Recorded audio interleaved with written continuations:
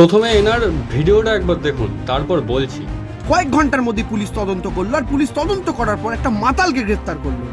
তখন যিনি মাল খেয়েছিলেন, তখন যিনি মদ্যপ অবস্থায় ছিলেন, তার নাম কি? নাম হচ্ছে নারায়ণ হালদার।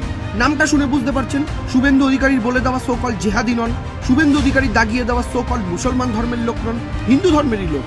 আসলে দেবাংশুদা, কয়েক ঘন্টা তদন্ত করলে না তদন্তের অবস্থা অনেকটা এরকমই হয়। আমরা সেই পুলিশের কাছ থেকে কখনোই আশা রাখি না যে পুলিশ মা কালীকে প্রিজন ভ্যানে করে নিয়ে চলে যায়, মা কালীকে অ্যারেস্ট করে নিয়ে চলে যায়। আমরা অন্তত সেই পুলিশের কাছ থেকে কোনো আশা রাখি না। আর কথা রইল নারায়ণ হালদারের কথা, যে নারায়ণ হালদারকে মদ্যপ অবস্থায় পুলিশ অ্যারেস্ট করে নিয়ে যায়, সেই নারায়ণ হালদারের প্রতিবেশীদের কথা আপনারা অন্তত একবার শুনুন।